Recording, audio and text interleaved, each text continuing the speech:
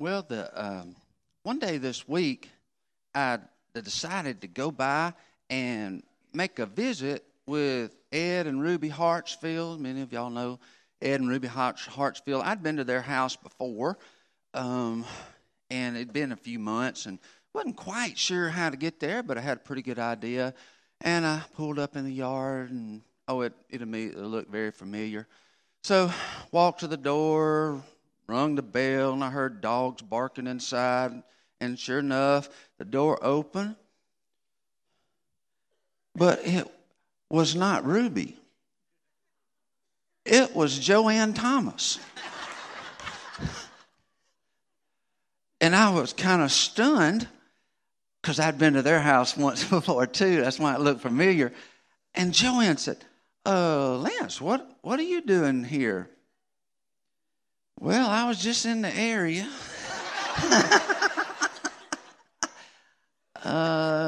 Is Leroy here? and so we went out and found Leroy. And Leroy and Joanne, I got to confess to you, I did not really mean to visit you the other day. But we had a good visit. We had a really good visit. And we saw something in their yard that worked its way in today's message. And it just goes to show how God can use our mess-ups to do good things. Here's what we saw. What I saw, what immediately caught my eye, was the biggest oak tree I've ever seen in my whole life. I mean, it had to have been 6 feet through. If I've seen a bigger oak tree, I sure don't remember ever seeing it. It overwhelmed me when I saw it. And I asked Leroy and Joanne about that oak tree. And they said, well, we moved into this house back in 1960. And get this, when we moved into the house in 1960, this oak tree had just recently been cut down. It had been chainsawed down about this high. And they said, everything you see growing now grew out of the stump. It's like apparently the stump didn't die. And the root system kept working. And so it kept growing. And now that it's grown and time has passed, I could not hardly tell where the old stump was and the new growth began. It was an amazing thing when I considered that great big oak tree started out like one of these little acorns that you probably can't even see from where you're sitting. In fact, this is an acorn that came off that tree. I called Leroy last night, and he brought me some of those acorns. This came off of that tree. That biggest tree I've ever seen started out just like this. So here's what I want you to see for starters. All the potential of that great oak tree is contained in this little acorn. It may look small, it may not look like much, but man, what potential is here. You know what an oak tree is? It's a little acorn that stuck with its job. It's an acorn that didn't give up, kept growing, and it maximized its potential. I'm really emphasizing the potential that's there because there is some potential in you that you probably don't fully recognize. And unless somebody points it out, you won't even know that potential is there. You won't even know what you're capable of becoming. You won't know what you're capable of growing into. And the Scripture wants to make sure that you know what you're really capable of becoming, what you're made of, how you're made, and what you're meant to grow into. And the passage for today tells us that. Tells us something about ourselves that Some of you have heard before, others have not. But I hope whether you've heard it or not, you're going to see it more powerfully today than ever before. I'm talking about Hebrews chapter 2, verse 6 through 8. Hebrews chapter 2, verse 6 through 8. Talking about us, human beings, and the potential that's there. Here we go. For in one place, the scriptures say, what are mere mortals that you should think about them? Or a son of man that you should care for him? Yet you made them only a little lower than the angels and crowned them with glory and honor. You gave them authority over all things. And now when it says all things, it means nothing is left out. With that so far, the potential is for you to master life. That authority is built into you, but this last phrase tells us about how far short we are, how far short we've fallen of that potential. Because it says, but we have not yet seen all things put under their authority. We've not yet grown into what we were capable of doing. We were made to love, but instead we hate. We were made to have peace and joy, but instead we're filled with worry and dread. You were made to stand with a sense of dignity before God. But instead, all of us at one time or another find ourselves ashamed, dreading God, hiding like Adam and Eve, naked and afraid. I'm saying we who were meant to be masters of the earth are more like slaves.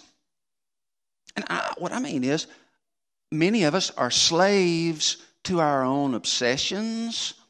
We're slaves to our own appetites that have gotten out of control. We're slaves to our addiction. And we spend a lot of time just frustrated and confused. And every now and then you'll wonder, even when you're really down on yourself, you'll sometimes wonder, is it possible that I was meant to be something better? The answer is yes. Years ago, G.K. Chesterton said this. He said, whatever else is true or not true, this one thing is certain. Man is not what he was meant to be.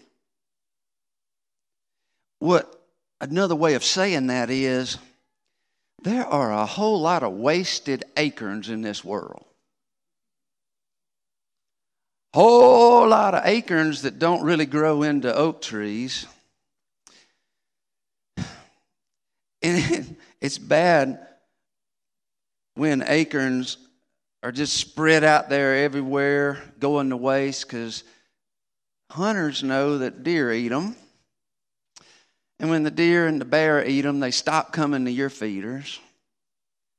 Whole lot of acorns get wasted, and a whole lot of lives get wasted.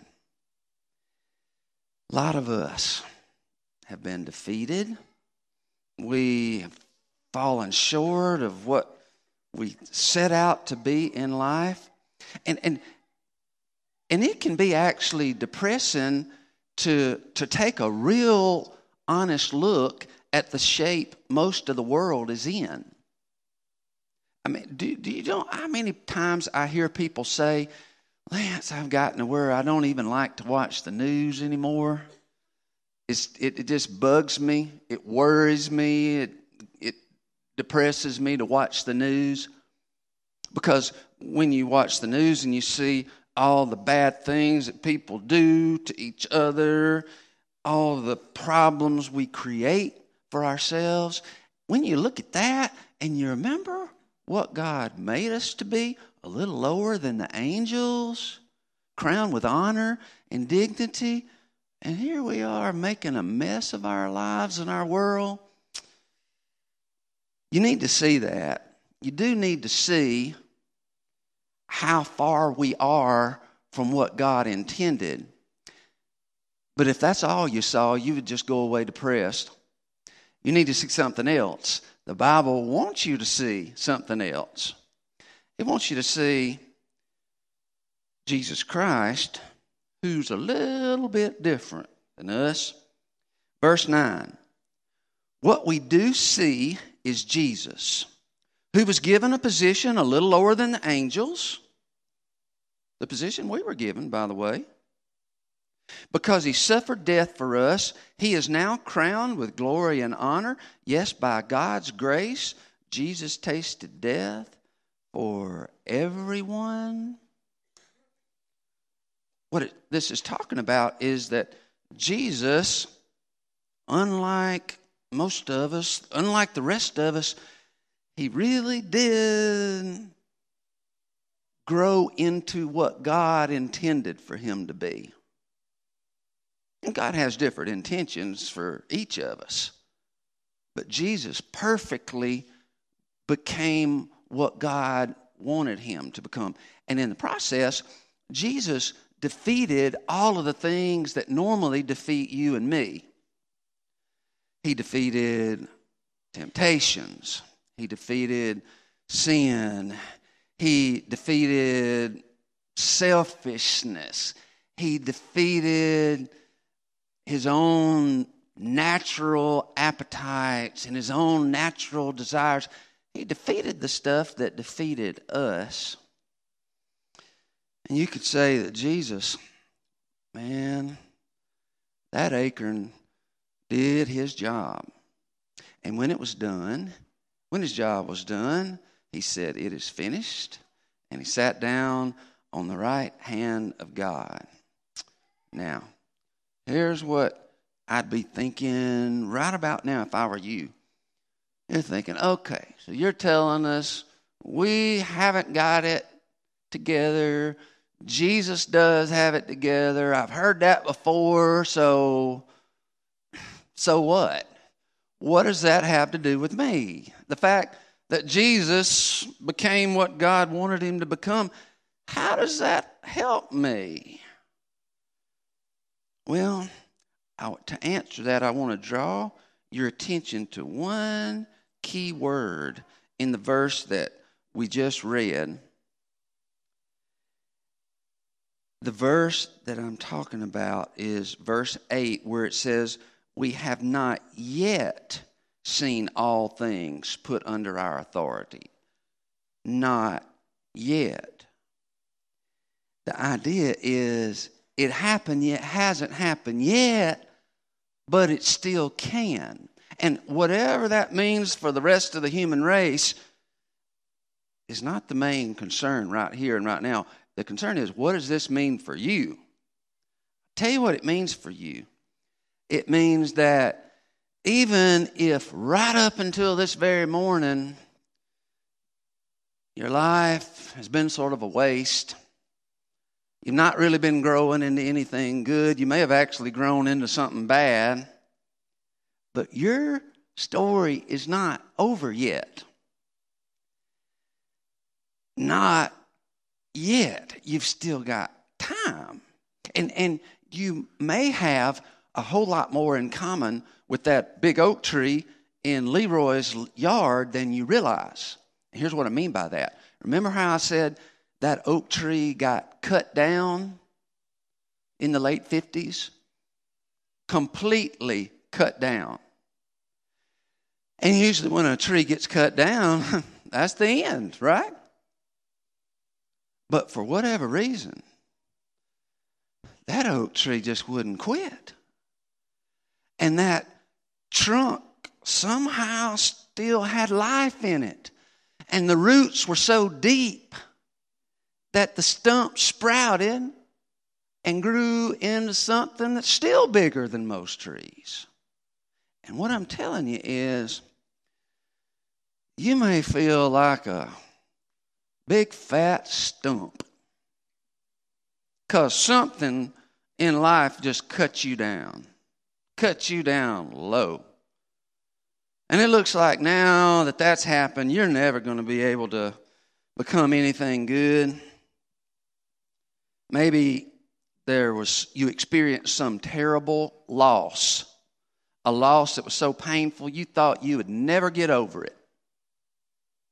Or maybe you went through a painful rejection by somebody you loved, a spouse, child, whatever. And it broke you down to the ground. Maybe you've had some failure, some kind of career failure, some kind of moral failure.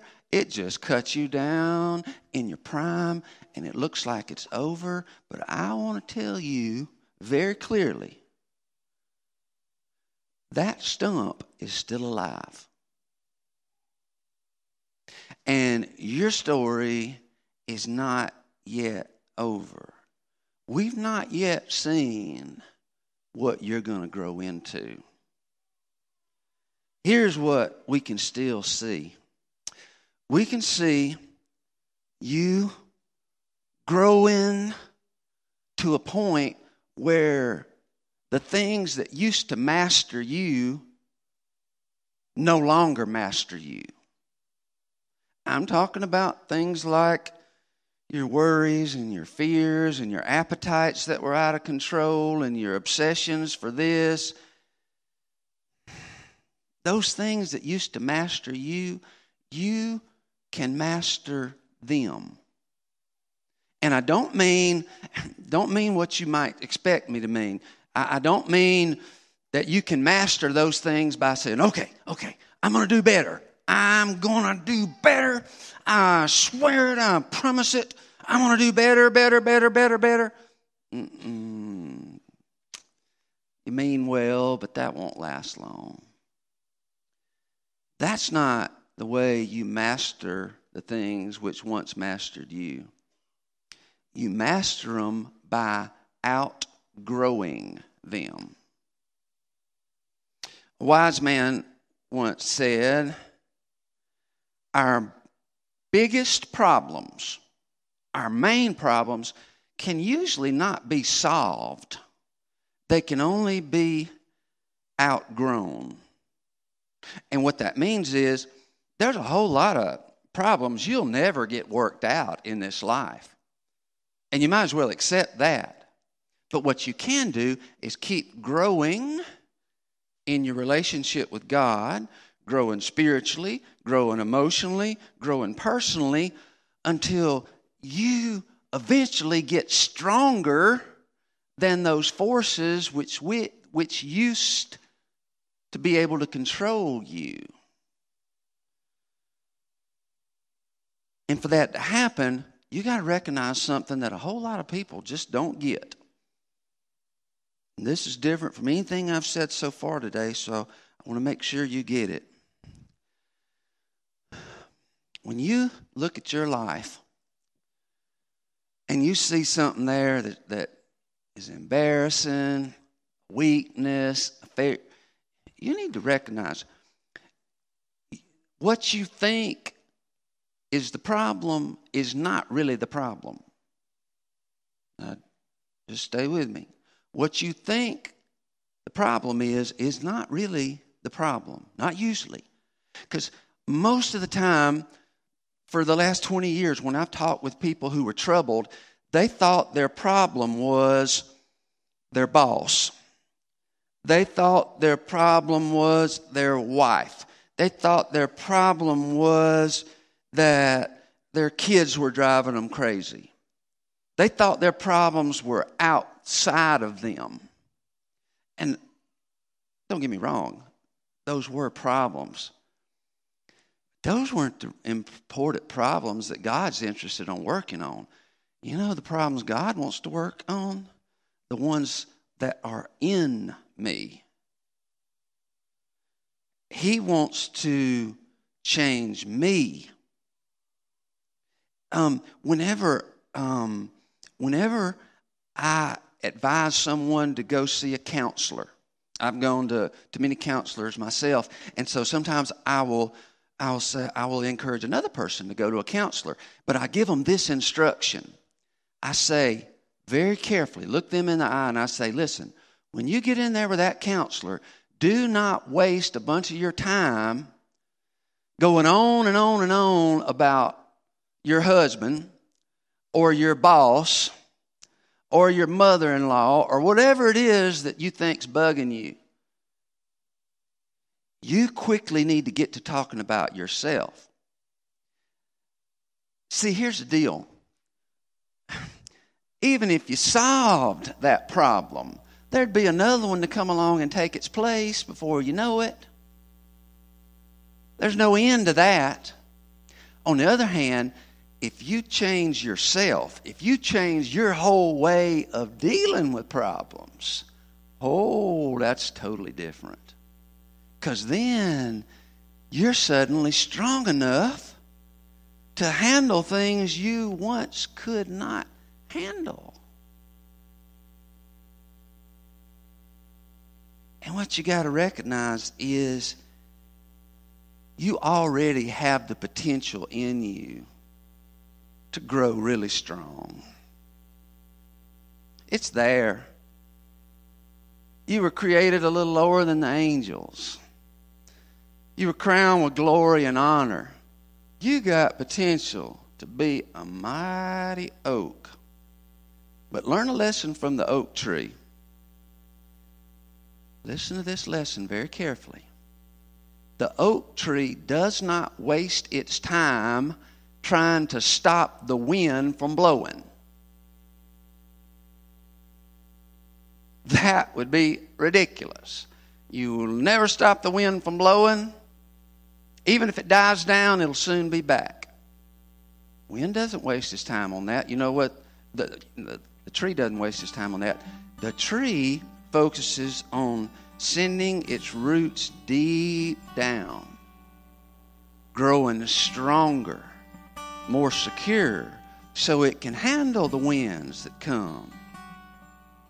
And in the same way, you cannot stop problems, inconveniences, frustrations, annoyances, setbacks. You can't stop that from coming any more than you can stop the wind from blowing. But you can send your roots deep. You can make up your mind that, God, I want to cooperate with you as you work inside me. Not outside me, but inside me. I want to grow to my potential. I want to grow into what you meant for me to be. And let me tell you a short story. Once upon a time, a man found an eagle egg. Found this eagle egg at the edge of the woods. He didn't really know what it was, so he brought it home, and he put this eagle egg in the hen house, right in there with the chicken eggs. And the hen sat on the eagle egg, and it hatched. And that little eaglet, learned to scratch around like a chicken. That eaglet learned to hunt for worms. And he would flap his wings, and sometimes he'd flop them well enough to get 10 or 15 feet off the ground. And he lived most of his life that way, but one day when this eagle was very old, he was out in the barnyard when he saw this great, majestic bird flying high without even having to flap its wings. It was just soaring through the currents, soaring above everything. And the eagle said, "What is that?" And another chicken said, get this, he said, "Oh, that's an eagle. They're made for the sky. We're made for the ground." And the eagle said, "Yeah, I guess so." So he went back to pecking for worms. You see, that eagle lived and died like a chicken because he thought that's what he was. So I want to know, what do you think you are?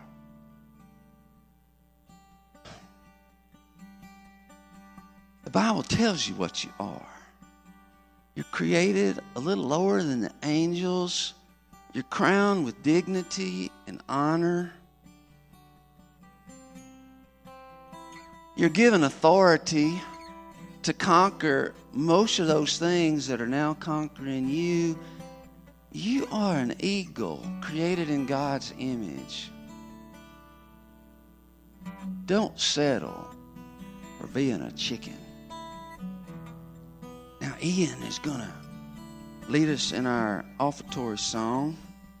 And this morning, as our offering bearers come forward, I want to tell you a little something different about the offering today.